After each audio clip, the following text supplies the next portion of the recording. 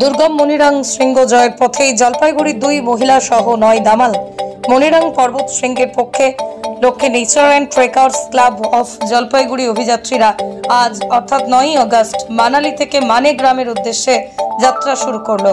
5ই August দলটি জলপাইগুড়ি থেকে দিল্লির উদ্দেশ্যে রওনা দিয়ে 6 তারিখ দিল্লি পৌঁছে ওই দিনই মানালির উদ্দেশ্যে রওনা দেয়। 7ই আগস্ট অভিযাত্রী দলটি মানালি পৌঁছয়। মানালিতে দলটি 2 দিন অভিযানের প্রয়োজনীয় কেনাকাটা সারে। সেখানে অভিযানের অন্যতম গাইড হর্স ঠাকুর দলের সঙ্গে যোগ দেয়। অভিযানের প্রয়োজনীয় টেকনিক্যাল ইকুইপমেন্ট এবং এখানে জোগাড় করা হয়। মানালির বিখ্যাত হিড়িম্বা মন্দিরে মনিরাং অভিযাত্রীরা অভিযানের সাফল্য কামনায় পুজো সেরে নেয়।